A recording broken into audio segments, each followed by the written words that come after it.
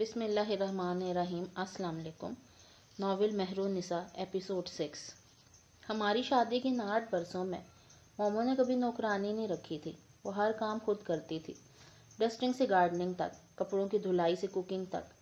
مومو کو کبھی ہیلپر کی ضرورت نہیں پڑی تھی۔ یہ اس کا گھر تھا۔ وہ کہتی تھی مجھے اس کے در و دیوار سے، اس کے گملوں، اس کی مٹی تک سے پیار ہے۔ وہ اتنے ہی پیار سے اس گھر کے تمام کام کرتی تھی۔ اس نے پریکٹس چھوڑ دی تھی، اس نے آرٹ اکیڈمی چھوڑ دی تھی۔ وہ بس اپنے گھر سے محبت کرتی تھی، اسے سجاتی سنوارتی رہتی تھی۔ میں چینل بدلتے ہوئے کنکھیوں سے اس کا جائزہ لے رہا تھا۔ مجھے بھوک لگ رہی تھی۔ صبح ناشتہ نہیں کیا تھا اور اب مومو دوپہر کے کھانے کی تیاری کر رہی تھی۔ کھانے میں دیر ہے، فی الحال یہی کھائیں۔ اس وقت اس نے آملیٹ اور ٹوسٹ میرے سامنے رکھے۔ تمہیں کیسے پتہ چلا مجھے بھوک لگی ہے؟ باوجود کوشش اور اتنے برسوں کی پریکٹس کے میں ہر بار اپنی حیرت چھپا نہیں پاتا تھا۔ جواباً وہ مسکرائی۔ مسکرانے سے اس کی آنکھوں کے گرد دھیمی دھیمی سی لکیریں پڑ جاتی تھی۔ ان لکیروں کے علاوہ کوئی علامت نہیں تھی جو اس کو 34 برس کا بتاتی تھی۔ وہ اب بھی 22-23 سالہ لڑکیوں کی طرح دلکش اور سمارٹ تھی۔ بس مجھے پتہ ہے، وہ کہہ کر کچن میں واپس چلے گی۔ میں نے پلیٹ اپنی جانب کھسکائی اور نیوز دیکھتے ہوئے آملیٹ کھانے لگا۔ یکدم مجھے پیاس لگی۔ یہ لیں پانی۔ مومو نے پانی کا لبالب بھرا ہوا گلاس میرے سامنے رکھ دیا۔ مومو تم؟ میں گہری سانس بھر کر رہ گیا۔ وہ کچن میں واپس چلی گئی۔ میں نے آملیٹ کھاتے ہوئے چینل بدلا۔ ایک چینل پر ڈرامہ آ رہا تھا۔ ڈرامہ تو پتہ نہیں کون سا تھا، مگر اس میں ایک اداکار غالباً ہمایوں سے ایک روتے ہوئے چھوٹے سے بچے کو اٹھائے چپ کرانے کی کوشش کر رہا تھا۔ سبزی کاٹتے مومو کے ہاتھ ایک دم رک گئے۔ بچے کے رونے کی آواز پر اس نے مڑ کر ٹی وی اسکرین کو دیکھا۔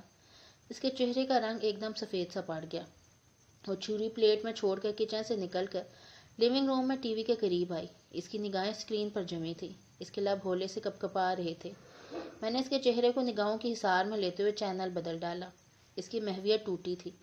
اس نے چونک کر گردن پھیر کر مجھے دیکھا، پھر سر جھٹک کر تیزی سے کچن میں واپس چلی گئی۔ اس کا یہ رد عمل میں پچھلے کئی برس سے دیکھ رہا تھا۔ وہ جو میں نے کہا تھا نا، ہر کہانی کے اختتام پہ ہیپی اینڈنگ نہیں ہوا کرتی، تو ہمارے ساتھ بھی یہی ہوا تھا۔ ہمارے ہاں اولاد نہیں تھی۔ اس بات کا مجھ پر نہیں، مومو پر خاطر خواہ اثر ہوا تھا۔ شادی کے بعد اکثر وہ ڈپریسڈ ہو جایا کرتی تھی۔ کبھی کبھار ڈپریشن کے یہ دورے بہت شدید ہوا کرتے تھے۔ وہ اکثر رات کو نیند میں بولتی بھی تھی۔ میں سننے کی کوشش کرتا مگر اب میں بوڑھا ہو چکا تھا۔ میری حسیات کی کارکردگی 50% تک گھٹ چکی تھی۔ باوجود کوشش کے میں سمجھ نہیں پایا کہ اس کے ساتھ مسئلہ کیا ہے۔ پھر ایک روز میں نے اس سے پوچھ ہی لیا، میں بانجھ ہوں حسان۔ وہ ایک دم رونے لگی تھی۔ میں کبھی ماں نہیں بن سکتی، میں آپ کو اولاد نہیں دے سکوں گی۔ مجھے نہیں چاہیے اولاد مومو، تم خوش رہا کرو۔ وہ آنسو پونچھ کر سر ہلاتی، مگر میں جانتا تھا یہ غم اس کو اندر ہی اندر کھا رہا تھا۔ یوں لگتا تھا جیسے اس کے وجود کا کوئی حصہ بیچ راہ میں گم ہو گیا تھا۔ خیالات کی رو میں بھٹکے میں نے ایک دم چونک کر مومو کو دیکھا۔ وہ خاموشی سے نچلا لب بے دردی سے کچلتی ہوئی سبزی کاٹ رہی تھی۔ اس کی آنکھیں بہہ نکلنے کو بےتاب تھیں۔ میں نے تعصب سے اسے دیکھ کر سر جھکا لیا۔ کب لائٹ آف کرو گی؟ ڈریسنگ ٹیبل کے سامنے اسٹول پر بیٹھی مومو کو نگاہوں کی اظہار میں لیتے ہوئے میں نے مسکرا کر پوچھا۔ وہ جو چہرے کی کلینزنگ کر رہی تھی، میرے یوں دیکھنے پر جھیم کر مسکرائی۔ کر دیتی ہوں ڈاکٹر صاحب، ذرا کلینزنگ تو کر لوں۔ وہ نگاہوں کے نیچے جھکائے جھمپے جھمپے انداز میں بولی۔ میں نے مسکرا کر ساتھ رکھا فیشن میگزین اٹھا لیا، یوں ہی صفحے پلٹ کر نہایت غیر دلچسپی سے دیکھنے لگا۔ مومو، اس ایکٹریس کا کیا نام ہے؟ میں نے ایک اداکارہ کی تصویر دیکھتے ہوئے جیسے یاد کرتے ہوئے مومو سے پوچھا۔ ایکٹریس کے نام یاد رکھنے میں ہمیشہ سے کمزور رہا تھا۔ موئسچرائزر چہرے پہ ملتے ہوئے اٹھ کر میرے قریب آ گئی اور قدرے جھک کر صفحے پر دیکھا۔ ڈیمی مور ہے، نیچے لکھا تو ہوا ہے۔ وہ میرے ساتھ بیڈ پر بیٹھ کر ڈیمی مور صاحبہ پر لکھا گیا چٹپٹا کالم پڑھنے لگی۔ اس کے ہاتھ ابھی تک چہرے پر موئسچرائزر مل رہے تھے۔ اچھا، میری اینک نہیں تھی اس لیے پڑھ نہیں پایا۔ اب لائٹ آف کر دو نا۔ وہ میری بات سنے بغیر میگزین پہ قدرے جھکی حیرت سے کچھ پڑھ رہی تھی۔ حسان، یہ لڑکا کون ہے؟ اس کے چہرے پہ متحرک ہاتھ اب رک چکے تھے۔ میں نے ڈیمی مور کے ساتھ تصویر میں کھڑے لڑکے پر بے توجہی سی نگاہ ڈالی اور کیپشن پڑھا۔ کوئی ایشنین صاحب ہیں؟ اس نے میگزین میرے ہاتھ سے لے لیا۔ یہ تو بچہ ہے بالکل۔ تو کیا ہو گیا؟ میں نے جمائی پہ مشکل روکی۔ مجھے نیند آ رہی تھی اور وہ محترمہ لائٹ آف کرنے کا نام نہیں لے رہی تھی۔ کون ہے بھی؟ ڈیمی مور کا بیٹا ہے کیا؟ ارے نہیں حسان، بیٹا کہاں، بوائے فرینڈ ہے اس کا، مگر یہ تو بالکل ٹین ایجر لگتا ہے۔ اف توبہ، ڈیمی مور کو اس عمر میں کیا سوجی؟ اور وہ بڑے شوق سے آرٹیکل پڑھ رہی تھی۔ میں بور سا ہو گیا۔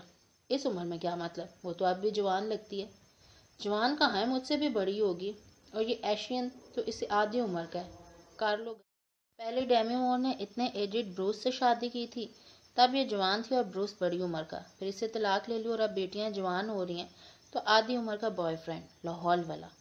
بس ہوتی ہیں کچھ عورتیں جنہیں الیکٹرا کمپلیکس کا شکار۔ کہتے کہتے رک گیا۔ یکدم میں بالکل سن سا ہو گیا۔ کئی سال پہلے میں نے مومو کو کہا تھا کہ وہ الیکٹرا کمپلیکس کا شکار ہے، مگر اب مجھے یقین سا ہو چکا تھا کہ وہ بالکل نارمل ہے، اور اس نے مجھ سے شادی کسی نفسیاتی حس کی تسکین کے لیے نہیں بلکہ میری محبت میں کی ہے۔ لیکن اس رات اچانک مجھے وہ بات یاد آ گئی تھی۔ پتہ نہیں کیوں میں ایک دم بیزار سا ہو گیا تھا۔ لائٹ آف کر دو۔ میں بستر پر کروٹ دیوار کی طرف کر کے لیٹ گیا۔ سو گئے؟ میگزین سائڈ پر رکھ کر مومو نے مجھے پکارا۔ میں نے جواب نہیں دیا۔ میری طبیعت عجیب سی ہو رہی تھی۔ دن میں کتنی بار اپنی شکل دیکھتا تھا۔ کیا میں اس قابل تھا کہ مومو جیسی خوبصورت پڑھی لکھی اور خود انحصار لڑکی مجھ سے شادی کرتی؟ میں ایک عام سی شکل کا عام سا مرد تھا۔ میرے اندر ظاہری طور پر سوائے ایک گریسفل پرسنالٹی کے کوئی خوبی نہ تھی۔ میرا احساس کمتری نہیں، یہ بلکہ کچھ اور تھا جو مجھے سب کچھ سوچنے پر مجبور کر رہا تھا۔ ایک مبہم سا خیال جسے میں ان گزرے پرسوں میں بھلا چکا تھا، ایک دفعہ پھر میرے ذہن میں واپس آ چکا تھا۔ وہ خیال کیا تھا؟ کیا مجھے یہ بتانے کی ضرورت ہے؟ ڈاکٹر صاحب کل میرے ساتھ شاپنگ پر تو چلیں۔ میرے ساتھ پارک میں واک کرتے ہوئے ایک دم مومو نے فرمائش کی۔ جب اسے مجھ سے کوئی کام ہوتا وہ مجھے ڈاکٹر صاحب کہتی تھی۔ اچھا سوچیں گے۔ میں نے ٹال دیا۔ وہ قدرے مایوسی ہو کر پتھریلی روش پر چلنے لگی۔ وہ آگے چل رہی تھی، میں پیچھے تھا۔ اطراف میں شام کے نیلگوں سائے اپنے پر پھیلا رہے تھے۔ اسٹریٹ لیمپس جل اٹھے تھے۔ آفس سے گھر واپس آنے والوں کی گاڑیوں اور موٹر سائیکلوں کا شور پارک کے پرسکون ماحول میں خلل ڈال رہا تھا۔ میں اور مومو روز اس ٹائم گھنٹہ بھر واک کرتے تھے۔ یہ وہ گھنٹہ ہوتا تھا جب ہم دونوں بالکل خاموشی سے ساتھ ساتھ چلتے تھے، ایک دوسرے سے کوئی بات نہ کرتے، بس اپنی اپنی سوچوں کے بھنور میں پھنسے رہتے۔ کبھی میں آگے نکل جاتا تو کبھی مومو۔ وہ گھنٹہ بھر پرسکون ہوتا تھا۔ ہاں، اگر مومو کی کوئی فرمائش کرنا ہوتی تو اسی گھنٹے میں کرتی تھی، جیسے اس روز اس نے کی تھی۔ میں سے 2 قدم پیچھے چلتے ہوئے اس کے پش کو دیکھ رہا تھا۔ اس کے شولڈر کٹ بال ہمیشہ کی طرح کیچر میں ہاف بندھے تھے۔ وہ سر جھکائے کچھ سوچتے ہوئے چل رہی تھی جب دفتن ٹھٹک کر رکی اور دائیں جانب دیکھا۔ میں نے اس کی نگاہوں کے تاکوں میں نظریں دوڑائی۔ ہمارے سے چند قدم کے فاصلے پہ دائیں جانب ایک چھوٹا سا 7-8 برس کا بچہ اپنی ماں سے باتیں کرتا ہوا گزر رہا تھا۔ اس نے سر پہ پی کیپ پہن رکھی تھی اور چلتے ہوئے ماں کی انگلی پکڑ رکھی تھی۔ مومو ٹھٹک کر ان کو دیکھ رہی تھی۔ وہ دونوں مخالف سمت سے آ رہے تھے۔ ہمارے قریب پہنچ کر ایک دفعہ پھر ہم سے دور جانے لگے تو مومو چہرہ موڑ کر ان کو دیکھنے لگی۔ میں سے چند قدم پیچھے تھا۔ اب مجھے اس کا چہرہ صاف دکھائی دے رہا تھا۔ اس لمحے اپنی نگاہیں 7-8 سال کے بچے کے پشت پر جمائے مومو کی بڑی لامبی آنکھوں میں اتنی بے بسی، اتنی حسرت اور اتنا کرب تھا کہ میں نے بے اختیار آگے بڑھ کر اس کا ہاتھ تھاما۔ چلو مومو، گھر چلو۔ میں اسے اس بچے سے دور لے جانا چاہتا تھا۔ مومو نے سختی سے میرا ہاتھ جھٹک دیا۔ وہ اب بھی اس بچے کو اپنی ماں سے دور جاتا دیکھ رہی تھی۔ اس کی آنکھیں شدت ضد سے سرخ ہو رہی تھی۔ مومو، میں نے اسے دوبارہ پکارا۔ اس نے چونک کر مجھے دیکھا، پھر ایک دم مڑی اور بھاگتی ہوئی پارک سے باہر جانے والے راستے کی جانب جانے لگی۔ میری عمر اب بھاگنے والی نہیں تھی، سو میں تیز چلتا ہوا اس کے پیچھے گیا۔ مجھے پتا تھا وہ گھر جا رہی ہے۔ اس کے پاس رونے کے لیے وہی جگہ تھی۔ مومو، میں نے دروازہ بجایا۔ مومو، دروازہ کھولو پلیز، کھولو نا۔ مگر اس نے دروازہ نہ کھولا۔ شدید ڈپریشن میں وہ خود کو یوں ہی کمرے میں بند کر لیا کرتی تھی۔ آج بھی اس نے یوں ہی کیا۔ مومو، دروازہ کھولو، میں نے ایک دفعہ پھر کہا، مگر اس نے دروازہ نہیں کھولا۔ میں نے دروازے میں نصب لاک کے کی ہول سے اندر جھانکا۔ وہ دروازے کے بالکل سامنے والی دیوار سے ٹیک لگائے زمین پر بیٹھی تھی۔ اس کا سر اس کے گھٹنوں پر تھا۔ اس کا کیچر کہیں گر گیا تھا۔ اس کے بال بکھرے ہوئے تھے۔ وہ خود بھی ٹوٹی ہوئی بکھری سی لگ رہی تھی۔ اس کی دبی دبی سسکیوں کی آواز اور ہولے ہولتے لرزتا وجود بخوبی بتا رہا تھا کہ وہ رو رہی تھی۔ شادی کے بعد یہ پہلی دفعہ تھا جب وہ بے اولادی کے غم میں یوں پھوٹ پھوٹ کر روئی تھی۔ اس طرح ہچکیوں کے ساتھ وہ صرف ایک دفعہ اپنے گھر کے ڈرائنگ روم کے صوفے پر بیٹھ کر روئی تھی۔ کیا مجھے آپ کو یاد دلانے کی ضرورت ہے کہ وہ کیوں روئی تھی؟ مومو، میں نے پھر دروازہ کھٹکھٹایا، مگر مومو نے دروازہ نہیں کھولا۔ اس کے رونے میں شدت آ گئی تھی۔ اب مجھے سسکیوں کے بجائے اونچی آواز میں رونے کی آواز سنائی دے رہی تھی۔ وہ رو رہی تھی، میری مومو رو رہی تھی، جسے میں نے صرف ایک دفعہ ایسے روتے دیکھا تھا۔ وہ آج دوسری دفعہ ویسے ہی رو رہی تھی۔ پہلی دفعہ جب وہ ایسی روئی تھی، اس کے باپ نے چپ چاپ اس کی بات مان لی تھی۔ وہ کہتا تھا عمروں کے بے تحاشا فرق والی شادیاں غیر فطری ہوتی ہیں، اور جو چیزیں غیر فطری ہوتی ہیں وہ ایک دم ناکام ہو کر اپنی جگہ پر واپس آ ہی جاتی ہیں۔ ایسی شادیوں سے صرف دل ٹوٹتے ہیں۔ وہی حیدر میرے لیے مومو کی بات مان گیا تھا۔ آج اس کا باپ زندہ نہیں تھا، ورنہ اس کو چپ کرا دیتا، اس کو منا لیتا۔ میں تھا تو، مگر مجھے اس کو منانا ہی نہیں آتا تھا، اس کے زخموں پر مرہم رکھنا بھی نہیں آتا تھا۔ میں تو کبھی مومو کے پیچھے سے پکارنے بھی نہیں گیا تھا، پھر بھلا اب کیسے سے مناتا۔ اس رات میں اسٹڈی روم میں سو گیا۔ مومو پوری رات روتی رہی۔ جلدی آ جائیے گا حسان۔ میں صبح یونیورسٹی کے لیے تیار ہو رہا تھا کہ مومو نے پیچھے سے آ کر کہا۔ میں نے کنگھی کرتے ہوئے ڈریسنگ ٹیبل کے آئینے میں اپنے پیچھے کھڑی اپنی اسمارٹ سی بیوی کا عکس دیکھا۔ آ جاؤں گا جلدی، خیر تو ہے نا؟ میں نے مسکرا کر اسے دیکھتے ہوئے پرفیوم کی شیشی اٹھائی۔ اس نے شیشی میرے ہاتھ سے لے لی۔ میں نے پلٹ کر اسے دیکھا۔ دراصل میں آج سارم آ رہا ہے نا، اس کی چھٹیاں ہیں، خالہ نے اسے پاکستان بھیج دیا۔ میں نے کہا خام خواہ وہ لاہور میں دوسرے رشتہ داروں کے پاس کیوں رہے، اس لیے خالہ کو کہہ دیا کہ چھٹیوں میں وہ ادھر ہی رہے گا۔ آخر میں اور دادو بھی خالہ کی طرف رہتے تھے۔ میں نے ٹھیک کیا نا حسان؟ وہ اب پرفیوم مجھ پہ اسپرے کرتے ہوئے پوچھ رہی تھی۔ ہاں بالکل ٹھیک کیا۔ میں نے ہولے سے اس کا گال چھو کر اپنی کتابوں کی جانب بھاگ گیا۔ سارم کے بارے میں مجھے اتنا یاد تھا کہ وہ ہماری شادی پر موجود تھا۔ ایک چھوٹا سا پیارا سا 10-12 سالہ بچہ۔ چلو اچھا تھا وہ آ رہا تھا، اس کے آنے سے گھر میں رونق ہو جائے گی، اور مومو جو اپنے کزنز کو اتنا مس کرتی تھی وہ بھی خوش ہو جائے گی۔ یونیورسٹی میں کلاس کے دوران اور پھر بعد میں بھی سارم کا خیال میرے ذہن سے بالکل نکل چکا تھا۔ میرا دن خاصا مصروف گزرا۔ یونیورسٹی کے بعد مجھے بینک میں کسی کام سے جانا پڑ گیا۔ وہاں سے نکلا تو ایک پرانا دوست راستے میں مل گیا۔ اسی چکر میں شام ہوگی۔ مومو کی تاکید میرے ذہن سے بالکل نکل چکی تھی، سو آرام سے 5 بجے کے قریب گھر پہنچا۔ لاؤنج میں داخل ہوتے ہی میں نے ٹائی کی نوٹ ڈھیلی کرتے ہوئے کوٹ اتار کے صوفے پر رکھا، اپنی کتابیں سینٹر ٹیبل پر رکھ کے اپنے کمرے کی جانب بڑھنے ہی لگا تھا کہ یکایک کچن کاؤنٹر کے ساتھ کھڑے اس اجنبی کو دیکھ کر چونک سا گیا۔ 6 فٹ سے نکلتا قد، چوڑے کندھے، ایتھلیٹک جسم، وہ جو بھی تھا اچھا خاصا باڈی بلڈر لگ رہا تھا۔ میری جانب پشت کر کے غالباً جوس پی رہا تھا۔ بلیک پینٹ پر سفید ٹی شرٹ میں ملبوس اجنبی نوجوان کو اپنے گھر دیکھ کے میں بری طرح ٹھٹکا تھا۔ ایکسکیوز می، میری آواز پہ وہ جوس پیتے پیتے کسی خیال سے چونکا اور پلٹ کے مجھے دیکھا۔ اس نے شاید میرے آنے کی آہٹ نہیں سنی تھی۔ پشت سے دیکھنے پر وہ مجھے پورا مرد لگا تھا، مگر اس کی شکل پر ابھی لڑک پن تھا۔ لمبے قد، چوڑے کندھوں اور مسلز کی وجہ سے وہ اپنی عمر سے تھوڑا بڑا لگتا تھا۔ السلام علیکم سر، میں سارم ہوں۔ اس نے جوس کا گلاس کاؤنٹر پر رکھ کے قدرے لاپرواہ سے انداز میں تعارف کرایا۔ مجھے تو گویا جھٹکا لگا تھا۔ سارم تو میرے ذہن میں صرف 10-11 سال کا بچہ تھا، مگر یہ تو بھرپور مرد لگتا تھا۔ ہماری شادی کے وقت وہ 9 یا 10 سال کا تھا، تو اب 17-18 برس کا ہوگا۔ وقت کتنے جلدی گزر جاتا ہے، پتہ ہی نہیں چلتا۔ اوہ سارم، سوری میں پہچانا نہیں۔ مومو کی کزن ہو تم، رائٹ؟ میں نے مسافے کے لیے ہاتھ بڑھایا، مگر میرے انداز میں گرم جوشی مفقود تھی۔ سارم نے بھی قدرے سرد انداز میں سلام کا جواب دیا۔ ارے حسان، آپ آ گئے؟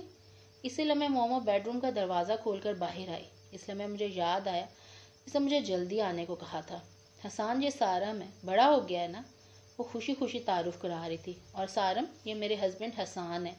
اس نے ایک دفعہ بھی میرے دیر سے آنے پر شکوہ نہ کیا۔ مل چکا ہوں۔ میں نے آواز میں گرم جوشی پیدا کرنے کی کوشش کی، مگر مجھے وہ لاتعلق نظر آنے والا مغرور سا لڑکا پتہ نہیں کیوں پسند نہیں آیا تھا۔ مومو، میں اندر کمرے میں ہوں، کھانا لگے تو بلا لینا۔ میں کوٹ اتار کر اندر چلا گیا۔ نہا کر میرا خیال تھا کہ میں فریش ہو جاؤں گا، مگر پتہ نہیں کیوں عجیب سی بیزاری میرے وجود پر چھائی ہوئی تھی۔ میں یوں ہی بستر پر لیٹ گیا اور چھت کو گھورنے لگا۔ جب میں ٹینشن میں ہوں یا پریشان ہوں تو یوں ہی لیٹ جاتا تھا۔ مومو فوراً میرے پاس آ کے فکر مندی سے وجہ پوچھتی تھی اور میں اسے بتا کر دل کا بوجھ ہلکا کر لیتا تھا، مگر اس شام مومو پوچھنے نہیں آئی۔ وہ اپنے کزن کی خاطر مدارت میں مصروف تھی۔ اگر وہ پوچھتی بھی تو میں کیا بتاتی، مجھے تو خود نہیں پتا تھا کہ مجھے پریشانی کس بات کی ہے۔ رات کھانے پر وہ مجھے بلانے آئی تو میں خاموشی سے اٹھ کر باہر آ گیا۔ کچن میں رکھی ٹیبل کے گرد رکھی 4 کرسیوں میں سے میری مخصوص سیٹ پر سارم بیٹھا تھا۔ مجھے کچھ خوف سے ہوئی۔ میں ایک دوسری کرسی کھینچ کر بیٹھ گیا۔ مومو کھانا لگانے میں اتنی مگن تھی کہ اسے احساس بھی نہ ہوا کہ سارم میری کرسی پر بیٹھا ہے۔ یا شاید مومو میری جگہ کسی اور کو دینے پہ رضامند ہو گئی تھی۔ میں نے ذہن میں آئے وسوسوں کو جھٹک کر اپنی توجہ میز پر کی۔ میکرونیز، رشین سلاد، فرائیڈ فش اور چکن ود پائن ایپل اس نے غالباً سارم کے لیے بنائے تھے۔ میرے لیے اس نے الگ سے اچار گوشت بنایا تھا۔ مجھے تو خوش ہونا چاہیے تھا کہ میری بیوی کو گھر آئے مہمان کا کتنا خیال تھا، مگر پتہ نہیں کیوں مجھے خوشی نہیں ہوئی تھی۔ یہ لو نا سارم، اس نے میکرونیز کی ڈش سارم کی جانب بڑھاتے ہوئے کہا تھا، اور ذرا فرائیڈ فش ٹیسٹ کرو، تم فش شوق سے کھاتے ہو نا۔ اس کو سارم کے پسند ناپسند کا بخوبی علم تھا۔ وہ میرا بہت خیال رکھتی تھی، مجھے اچھا لگتا تھا۔ وہ سارم کا خیال رکھ رہی تھی، مجھے اچھا نہیں لگ رہا تھا۔ حسان ریلائے نا، اس نے مجھے صرف ایک دفعہ فش کھانے کی آفر کی، مگر میں نفی میں سر ہلا کر اپنی پلیٹ میں جھک گیا۔ میں مچھلی نہیں کھاتا تھا، اس لیے اس نے دوبارہ نہیں کہا۔ چند لقمے کھا کر میں اٹھ گیا۔ کیا ہوا، اچھا نہیں لگا کیا؟ مجھے اٹھتا دیکھ کر مومو نے حیرت اور فکر مندی سے مجھے دیکھا تھا۔ سارم اسی طرح لا تعلقی سے کھانا کھاتا رہا۔ نہیں اچھا ہے، بس میرا پیٹ بھر گیا۔ اچھا میں سونے جا رہا ہوں۔ میں اپنے کمرے کی جانب بڑھ گیا۔ مجھے افسوس تھا آج ہم دونوں واک پر بھی نہیں گئے۔ کئی سالوں کی روٹین آج سارم کی وجہ سے ٹوٹی تھی۔ پتہ نہیں اور کیا کیا ٹوٹنا باقی تھا۔ چھٹی کے دن میں دیر سے اٹھتا تھا، پھر بھی مومو کی یہ کوشش ہوتی کہ وہ مجھے صبح سویرے اٹھا کر واک پر لے جائے۔ مومو صبح کی واک شام کی واک کی طرح روز نہیں کرتی تھی، بلکہ صرف چھٹی والے روز کرتی تھی۔ میں ورکنگ ڈیز میں واک پر جاتا تھا اور چھٹی والے دن عموماً سونا پسند کرتا تھا، مگر مومو ہمیشہ اٹھا دیتی تھی۔ اس چھٹی کے روز اس نے مجھے نہیں اٹھایا، میں خود ہی 8 سوا 8 بجے جاگ گیا۔ منہ ہاتھ دھو کر کمرے سے نکلا تو سارم اور مومو کچن میں کھڑے تھے۔ مومو آٹا گوندتے ہوئے بہت دھیان سے سارم کی گریجویشن کا کوئی قصہ سن رہی تھی، جبکہ وہ ہنستے ہوئے بتا رہا تھا۔ اس کے ہاتھ میں چھری تھی جس سے وہ آملیٹ کے لیے پیاز کاٹ رہا تھا۔ میں خاموشی سے آ کے لیونگ روم کے وسط میں کھڑا ہو گیا۔ ان دونوں کو میرے جانب پشت تھی۔ اب آگے کیا کرو گے لو؟ مومو سے مخاطب کر کے پوچھتی ہوئے بقیہ آٹا فریج میں واپس رکھنے کے لیے پلٹی ہی تھی کہ دفتن اس کی نگاہ مجھ پر پڑی۔ اس کی بھوری آنکھوں میں حیرت دار آئی۔ اتنی جلدی اٹھ کے آپ؟ پیاز کاٹتے سارم نے گردن پھیر کر مجھے دیکھا اور سلام کیا۔ وعلیکم السلام۔ میں چاہنے کے باوجود بھی لہجے کو شگفتہ نہیں کر سکا اور رخ موڑ کر مومو کو مخاطب کیا۔ واک پر نہیں چلنا؟ آج رہنے دیں حسان، آج تو سارم آیا ہوا ہے، وہ سہولت سے کہہ کے سارم کو دیکھ کر مسکرائی تھی۔ اس کی بڑی بھوری آنکھوں میں ایک عجیب سا رنگ تھا جو میرے لیے انوکھا تھا۔ یہ بہت پیار بھرا مگر منفرد سا رنگ تھا۔ کل بھی واک مس کر دی تھی۔ میں نے دبا دبا شکوہ کیا۔ مجھے کوئی پرواہ نہیں تھی کہ سارم لب بھینچے تمام گفتگو سن رہا تھا۔ اٹس اوکے حسان، واک تو ہوتی رہے گی، مگر سارم تو صرف چند دنوں کے لیے آیا ہے۔ اس کے انداز میں اطمینان تھا۔ میں اندر ہی اندر ایک عجیب سی کیفیت کا شکار ہو چکا تھا۔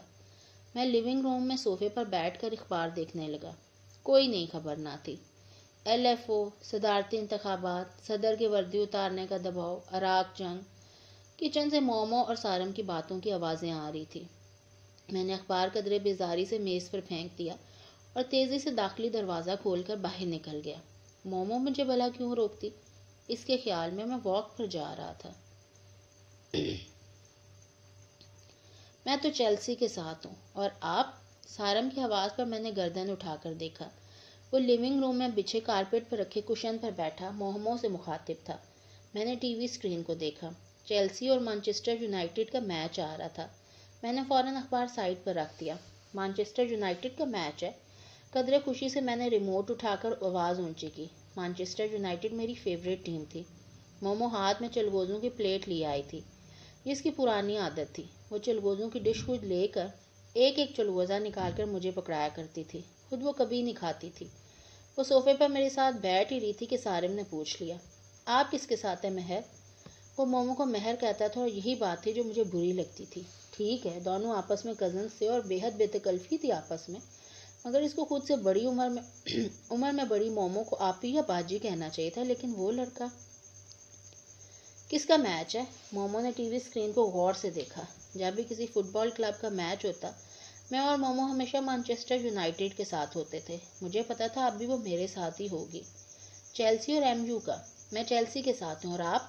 وہ گردن موڑے پوچھ رہا تھا۔ چلو میں بھی چیلسی کے ساتھ ہوں۔ خوش؟ اس نے مسکراتے ہوئے چلگوزوں کی گری نکالی۔ سارم نے آگے ہاتھ بڑھایا۔ مومو نے گری اس کے ہاتھ پہ رکھ دی۔ اس لمحے مجھے اپنا وجود اتنا غیر ضروری بے وقت اور بے مول لگا تھا کہ میں الفاظ میں بیان نہیں کر سکتا۔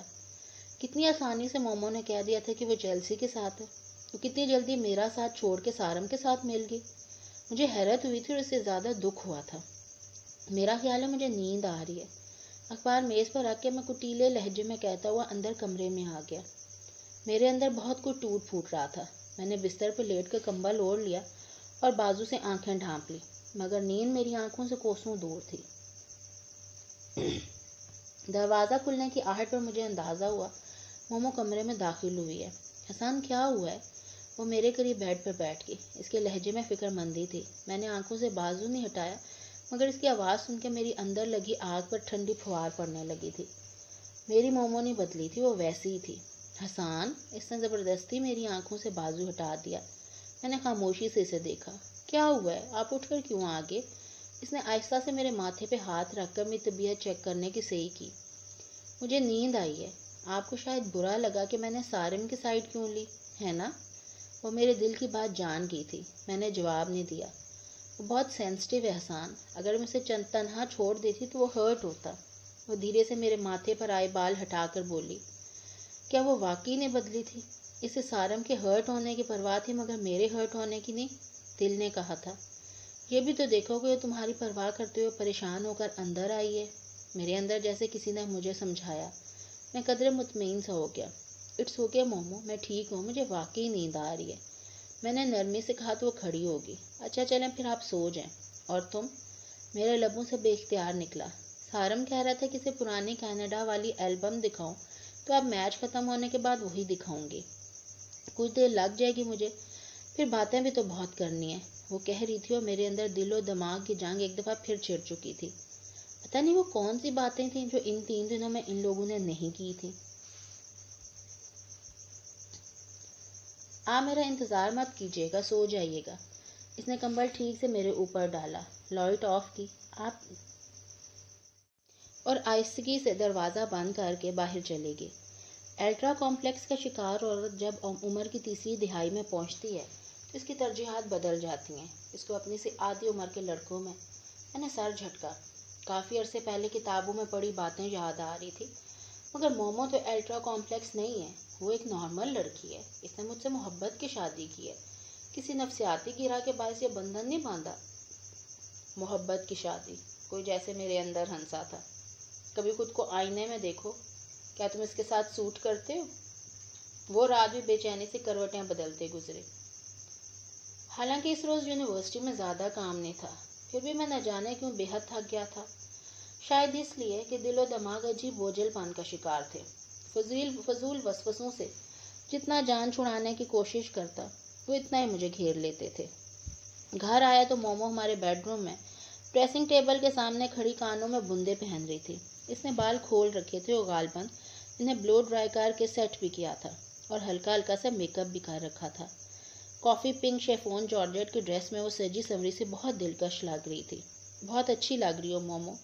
بہت عرصے بعد اسے یوں اپنے لیے سجا سنورا دیکھ کر میرے جیسے پورے دن کی تھکن دور ہو گئی تھی۔ اس نے گردن پھیر کر مجھے دیکھا، پھر اپنے مخصوص دلنشیں انداز میں مسکرائی۔ میں تو ہمیشہ ہی اچھی لگتی ہوں۔ اس کا لہجہ شوخ تھا۔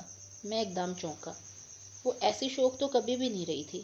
بہت کم عمری میں وہ بوڑھوں کی طرح سنجیدہ رہنے لگی تھی، لیکن پچھلے کچھ دنوں سے اس کی آواز میں ایک کھنک سی دہر آئی تھی۔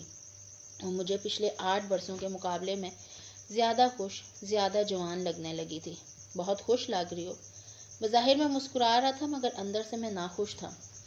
اس نے مسکرا کر شانے اچکا دیے، پھر دوپٹہ کندھے پر سیٹ کر کے آئینے میں اپنا عکس دیکھ کر بولی، صحیح لگ رہی ہے نا حسان؟ میں نے اس کے پیچھے سے آ کے اس کے دونوں کندھوں کو تھام لیا۔ بہت اچھی لگ رہی ہو مومو۔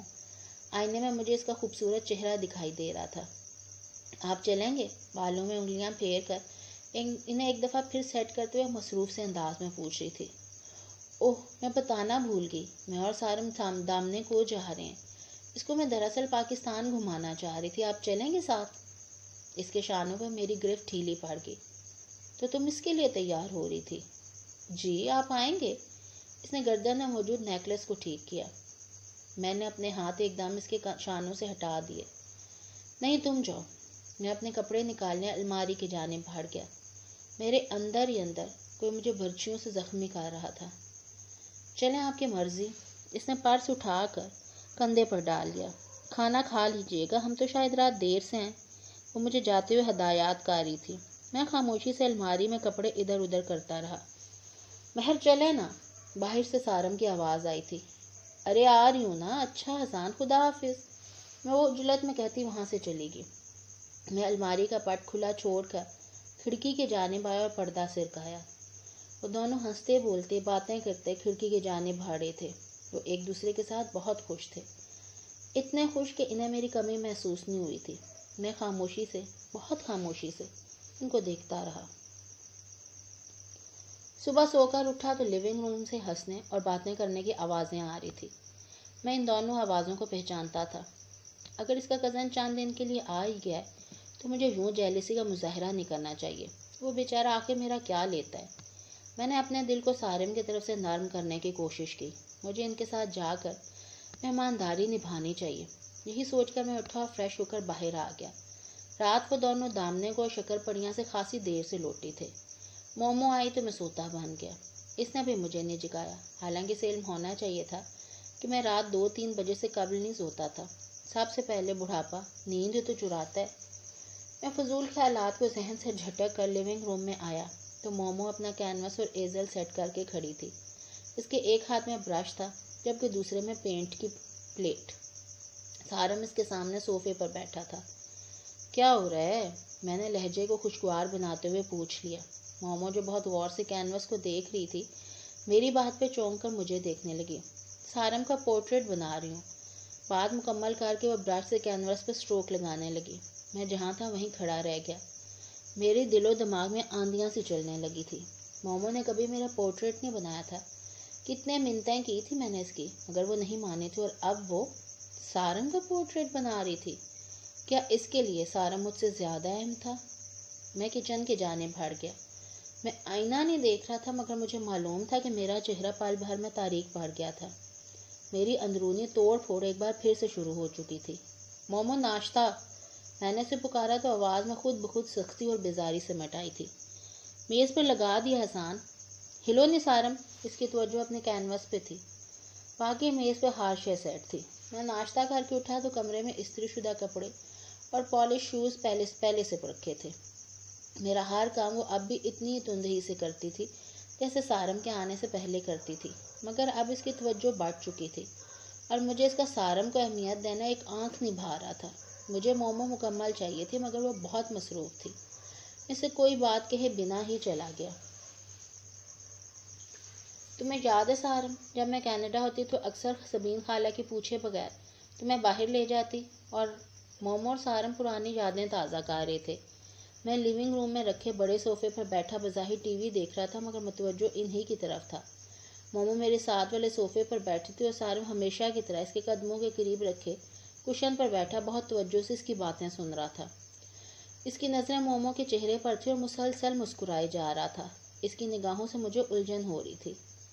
میں بہت چھوٹا تھا اس وقت، اس لیے مجھے یاد نہیں، مگر وہ بسکٹ پھر بھی یاد ہیں جو آپ نے بنائے تھے۔ مومو نے بے اختیار کہکا لگایا تھا۔ ممی اکثر ان بسکٹوں کا قصہ سناتی رہتی ہیں۔ سارم مسکراتے ہوئے کہہ رہا تھا اور میں اندر ہی اندر سلگ رہا تھا۔ مہر آج پھر وہی بسکٹ بنائے نا؟ اسی دم سارم نے بچوں کی طرح کہا۔ مومو نے مسکرا کر اسے دیکھا۔ چلو بنا لیتے ہیں، ویسے میں نے بڑا عرصہ ہوا بسکٹ نہیں بنائے، لیکن چلو اب تمہارے لیے بنا لیتے ہیں۔ وہ کچن میں جانے کے لیے اٹھ کھڑی ہوئی۔ سارم بھی اس کے پیچھے کھڑا ہوا۔ مگر آدھا کام تم کرو گے، سمجھے؟ وہ آپ مختلف اشیاء نکال کر کاؤنٹر پر رکھتے ہوئے کہہ رہی تھی۔ ہاں جی، میں آپ کا خادم جو ٹھہرا، مفت کا خادم، وہ کچھ جل کر بولا۔ مومو بے اختیار ہنس دی۔ کچن میں کچھ پکاتے ہوئے مومو اکثر دوپٹہ اتار دیتی تھی جیسے دوسری خواتین کرتی ہیں۔ ویسے بھی گھر میں ہم صرف 2 ہی ہوتے تھے، مرد ملازم تو تھا نہیں، لیکن اس وقت مجھے کرنٹ لگا جب سارم کے ساتھ بسکٹ بناتے ہوئے مومو نے لاپرواہی سے کندھوں پر لہراتا دوپٹہ اٹار کر سائڈ پر رکھا اور دونوں آستینیں کوہنیوں تک فولڈ کر لیے۔ آپ اس عمر میں بھی کتنی سمارٹ ہے مہر۔ سارم بے اختیار کہہ اٹھا تھا اور میں بے یقینی سے اپنی حیادار بیوی کو دیکھ رہا تھا جو مسکراتے ہوئے تعریفیں وصول کر رہی تھی۔ جس مومو کو میں جانتا تھا وہ باہر سار پر دوپٹہ تو نہیں لیتی تھی، مگر جسم کو اچھی طرح ڈھانپ لیتی تھی۔ کسی دوسرے مرد سے بات کرتے ہوئے اس کے لہجے میں سختی دہر آتی تھی۔ وہی مومو سارم کے ساتھ ایسے کھڑی تھی۔ ٹھیک ہے وہ اس کا کزن تھا اور چھوٹا تھا، مگر اس کو آپی یا باجی نہیں کہتا تھا، لیکن وہ نامحرم